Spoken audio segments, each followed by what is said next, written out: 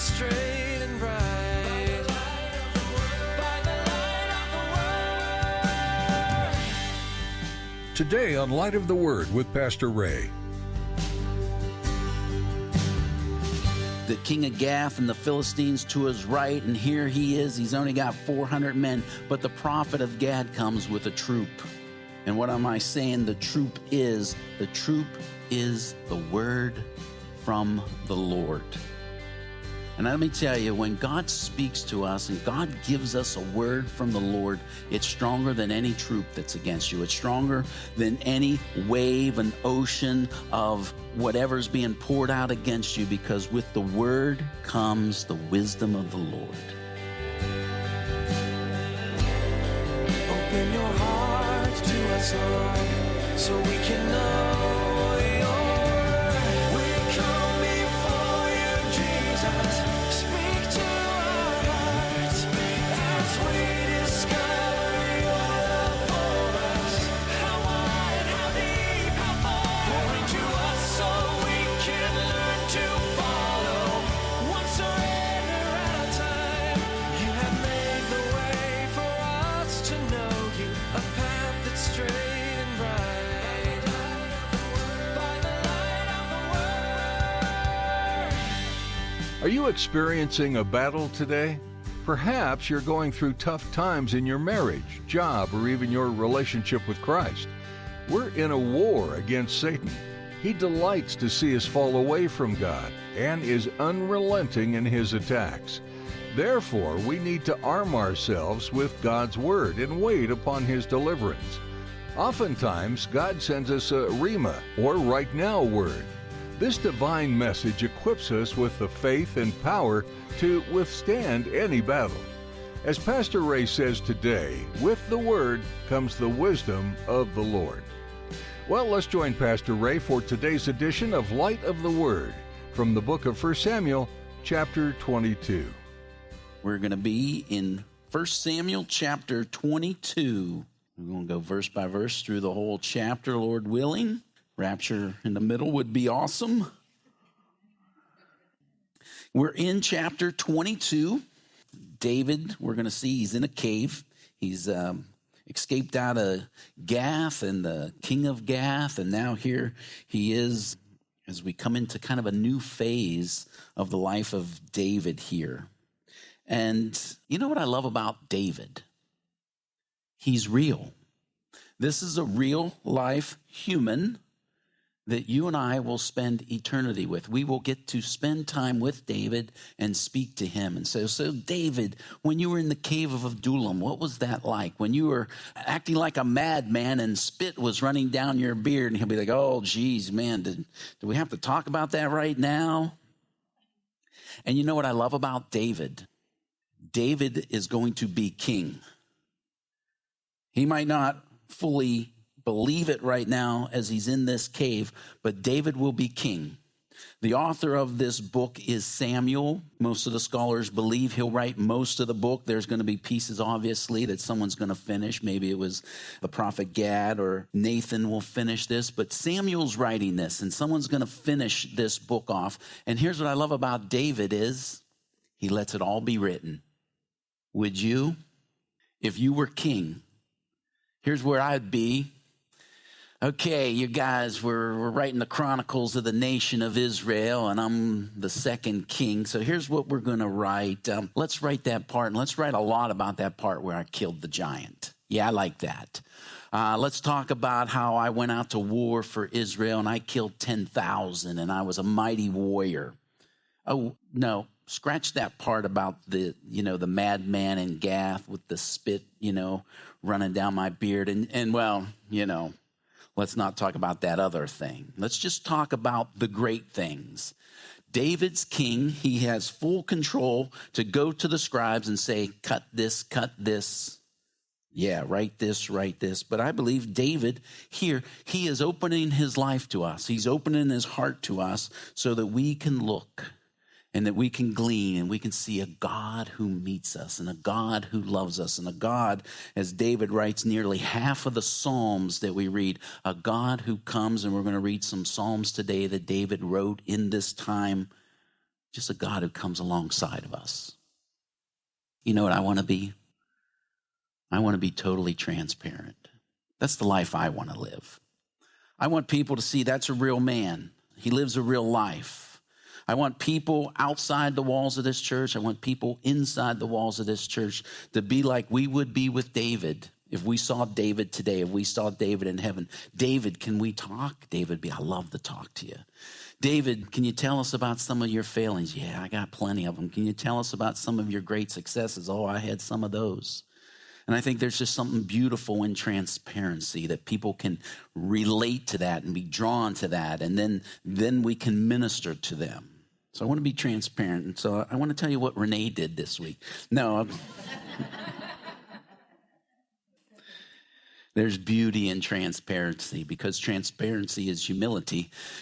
Because here we are, all in our sin nature and all with our failings. And so David opens up for us. God records these things for us. And we're going to glean a lot of great life lessons today in the life of David. But probably more so in this chapter, I think one of the greatest chapters of gleaning something of the life of Saul. Anyone ever here filled with anger? Where is this? Man, this anger is upon me. How about anxiety?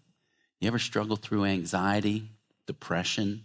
You ever struggle through irritability? You ever struggle through abandonment or loneliness?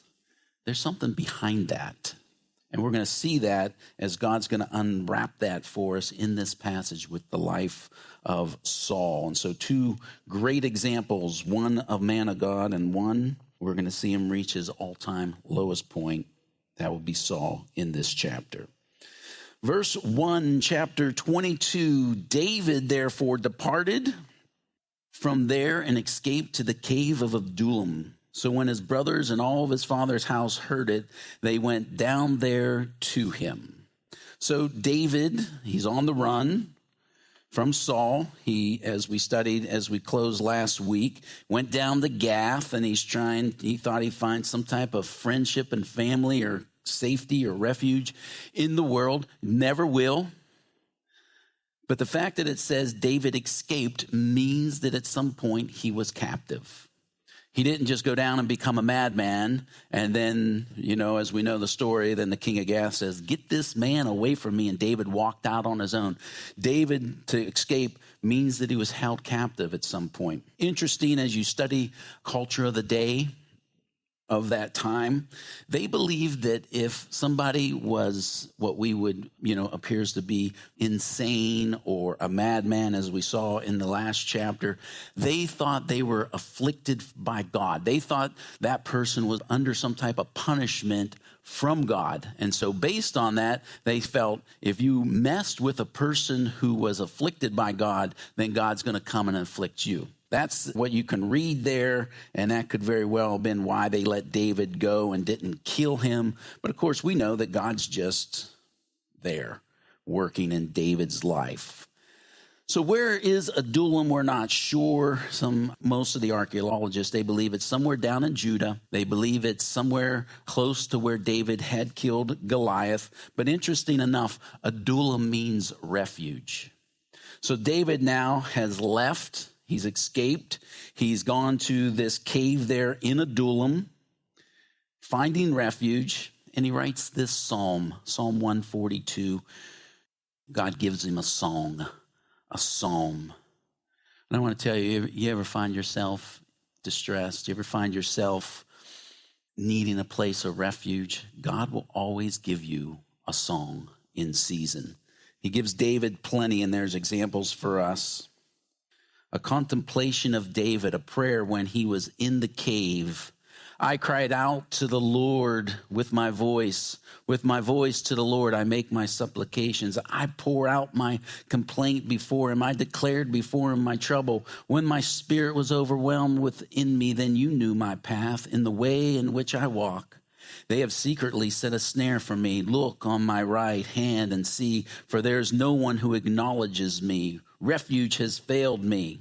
No one cares for my soul. I cried out to the Lord. I said, you are my refuge, my portion in the land of the living. Attend to my cry, for I am brought very low. Deliver me from my persecutors, for they are stronger than I. Bring my soul out of prison, that I may praise your name. The righteous shall surround me, for you shall deal bountifully with me. And sure enough, just as he's probably praying this, look at verse 2.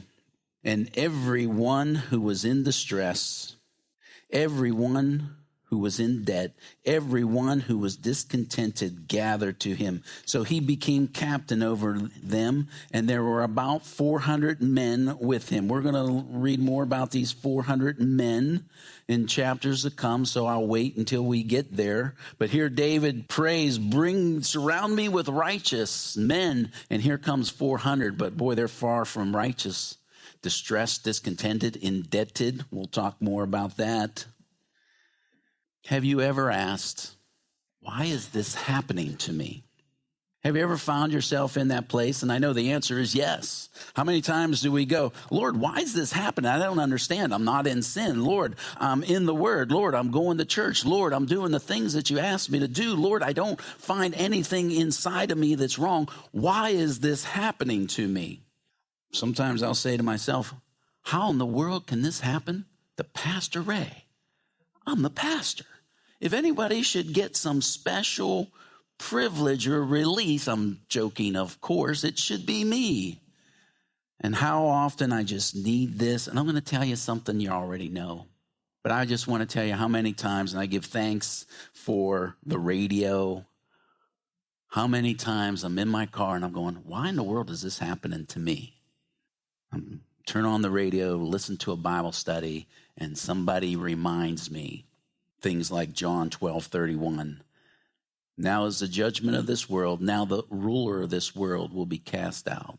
There's a real devil, and there's a real spiritual war. You want to hear the depths? You know why you're in a spiritual war right now. I'm going to go deep. You might want to write this down, because you're in a spiritual war. Yes. Yes, 4 years of Bible college to deliver that to you. We are in a spiritual war, and there's a devil who hates you. And he wants to disrupt you. 2 Corinthians 4:3. But even if our gospel is veiled, it is veiled to those who are perishing, whose mind the God of this age has blinded and do not believe, least the light of the gospel. And it goes on. There's a God of this age. There's a ruler of this world. He's a usurper. He's squatting. And here he is. And here's what he wants to do. Just a reminder to you, John 10:10, the thief does not come except to steal and to kill and to destroy. Jesus says, I've come that they may have life and that they may have it more abundantly. In John 16:33, these things I have spoken to you, that in me you may have peace. In the world you will have tribulation, but be of good cheer. I have overcome the world. We will have tribulation. We're going to have lots of tribulation. And David then gives us a life example. Okay, what do we do in the midst of the tribulation? And let's read on verse 3-4. Then David went from there to Mizpah of Moab, and he said to the king of Moab, please let my father and my mother come here with you till I know what God will do for me. Verse 4, so I brought them before the king of Moab, and they dwelt with him all the time that David was in the stronghold. So now we know where David's parents are, because obviously once he leaves, Saul would do what we know. We're going to see what's in his heart. Let's just go and use David's parents as some type of lure. Let's take them captive, or let's just punish David. So David knows that, and David says, I must secure my parents. And of course, why would he take them to Moab? But we know the story of Moab.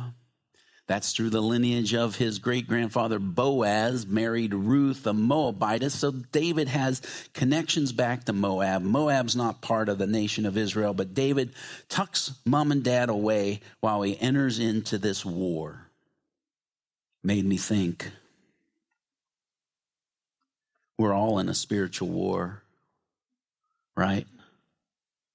Have we, if you would, tucked our parents away You know, I find myself so much in the midst of the battle, battling over here in this area of the war, battling over here in this area of the war. And all of us have different places that God has put us into the war. And I'm not different from anyone else just because I'm the pastor teacher. We all are engaged in this war. And I just ask myself, you know, how many times am I in the war and I almost just totally forget about my mom and dad and the battle that they are and where they are in this war. And I think we can come to this place as it was spoken to Jesus in Matthew 13. So they were offended at him, but Jesus said to them, a prophet is not without honor except in his own country and in his own house. Now he did not do many mighty works there because of their unbelief. I think we misapply this passage in that we always say a prophet's not honored in his hometown. True, but notice he did not do many mighty works. He still did mighty works. Read through and we see even in his hometown, he still did mighty works. And you and I, even in our hometown, our home where we grew up or whatever that situation, we can do works of God. So I just wanted us to stop and slow down and go, how's your mom and dad? Maybe you're separated from them. Maybe they live far away from you. And maybe we've forgotten about mom and dad. And is your mom and dad know Jesus Christ as Lord and Savior? Pass it even on. Does your brother and sister know Jesus Christ as Lord and Savior? We can forget about them while we're in the midst of the war. But David gives us this great example of, I'm going to tuck mom and dad away and make sure they're safe. And then I can go and fight and not worry about them anymore. So verse 5, as we move along. Now the prophet of Gad said to David, do not stay in the stronghold. Depart and go to the land of Judah. So David departed and went into the forest of Hereth. Gad means troop. So here comes a prophet, the prophet of Gad. That could be his name, or that could just be, that's the region of the tribe that he came from, Gad. But here's what's interesting is in that Gad means troop. Here's David. He's totally outnumbered. He's got Saul to the back. He's got the king of Gath and the Philistines to his right. And here he is. He's only got 400 men. But the prophet of Gad comes with a troop. And what am I saying? The troop is the word from the Lord. And let me tell you, when God speaks to us and God gives us a word from the Lord, it's stronger than any troop that's against you. It's stronger than any wave and ocean of whatever's being poured out against you, because with the word comes the wisdom of the Lord. Remember, as we looked through this and we talked about this and we were looking at David, remember back, what did he do? Okay, Jonathan, here's the plan. It's the feast of the new moon. Chapter 20. You're going to go and you're going to tell this lie that I'm in Bethlehem, and you're going to see how your dad responds. And if he responds with anger, we know that he wants to kill me and I'll run away.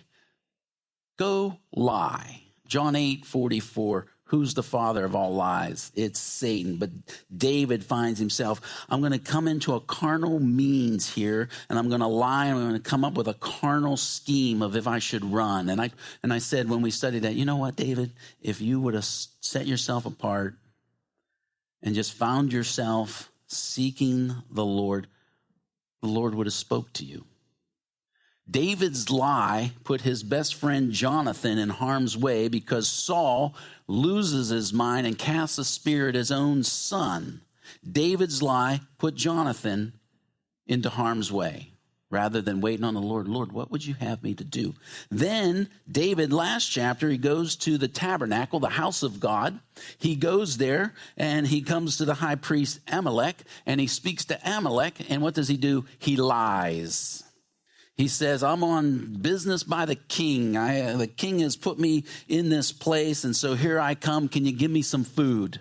Hey, do you have a sword? And he plays Amalek. He uses a lie to calm Amalek's fears, and that you can never calm a fear with a lie. But he comes here to this priest, and he puts him in harm's way, and we're going to see that disastrous consequences here in this chapter of David's lie, because here again, he's still in a carnal means of what makes sense. What scheme can I come up with to do these things? And so he makes his own scheme, and we're going to see it's disastrous, makes his own scheme, and he goes to Gath. Maybe I can find refuge in the world.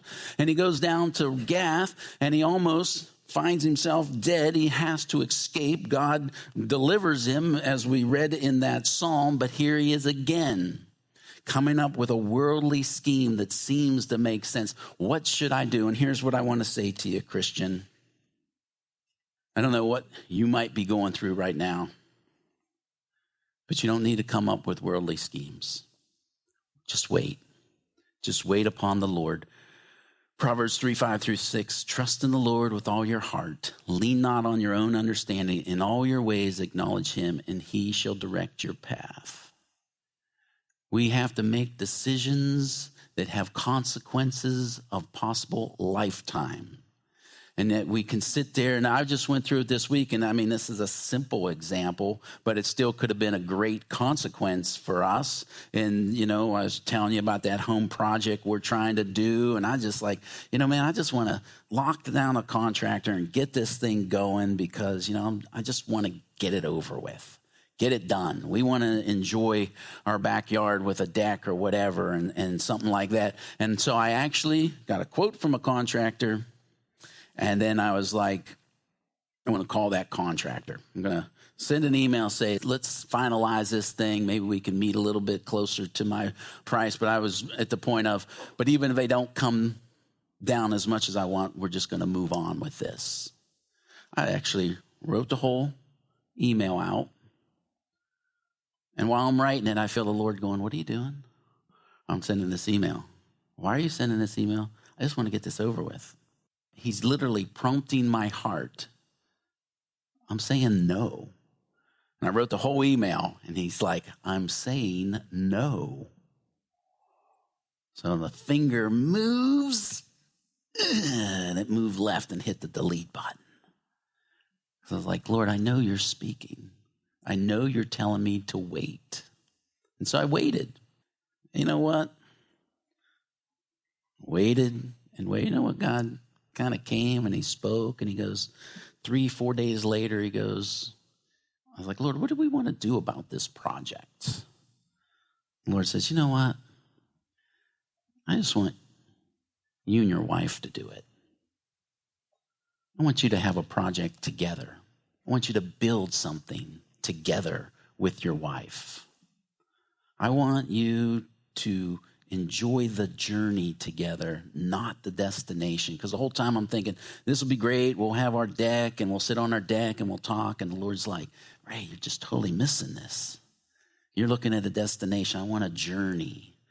So we said, we're going to do this together, however long it takes. 2020 will probably finally be done, but we'll have a journey together. I know that's a simple example that I'm giving you, but Christian, I want to tell you, he'll speak. He's a God that speaks to his people. He'll speak to me about wood, something as simple as a deck in the backyard. Will he not speak in depths about marriage, depths about child rearing, depths about ministry, depths about where he wants you to work, where he wants you to move and live? Just wait upon the Lord. You have made the way for us to know you, a path that's straight and bright. By the light of the The Word of God is so applicable to the lives of all Christians from the time it was written long into the future. As we continue to study the book of 1 Samuel, we'll learn to listen to God from Samuel and how to love our Creator with all our heart from David. We can even learn from Saul, who failed time and again to follow the one who set him on the throne in the first place. Through each life we see in this book, we're exposed to God's mercy and power, and it will leave us with a choice to make. Will we follow God or try to go on our own way? If you've been exploring what it means to live for your Creator and you're ready to take the next step, we'd like to let you know that we're here to help. We'd love to pray for you, and we'll do our best to answer any questions you have. Please send an email to mail@ccaac.org or give us a call at 443-995-3282. That number again is 443-995-3282. We've also created a page on our website that will give you a better idea of how much meaning life can have when you choose God. Visit ccaac.org and click on the meaning of life to learn more. That website again is ccaac.org. That's all we have time for today. But join us next time right here on Light of the Word, illuminating the heart of God. You have made